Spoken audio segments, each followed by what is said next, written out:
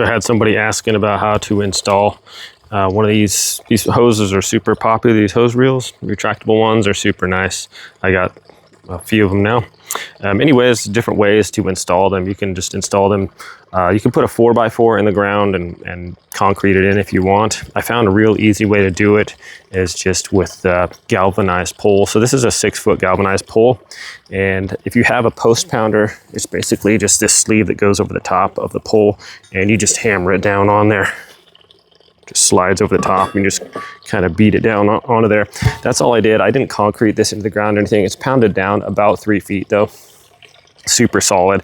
And then what I did is, instead of taking the U-bolts and going through here, these were a little bit wider. So I just opted to just drill some holes through this pressure treated 2x4.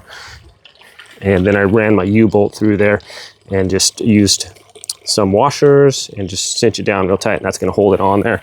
And then just simply screw this part into your thing. That should last for quite a while. Pressure treated isn't going to rot, and galvanized poles last a long time.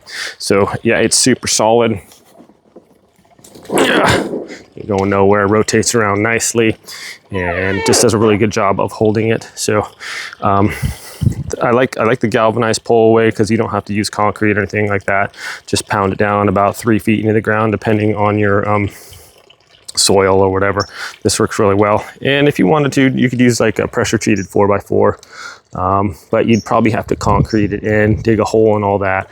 With these galvanized poles, they're about 30 bucks, and you can just, you don't have to do anything, just like hammer them into the ground. If you don't have one of these, you can put like a board or something on top and use like a hammer to pound it down, like a sledgehammer or something like that. That'll work also.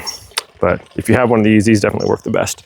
All right, my friends, hope this helps. Thanks for watching. Have a great day, and I'll see you next time. If you got any comments or questions or anything, shoot me a comment and I'll try to answer it.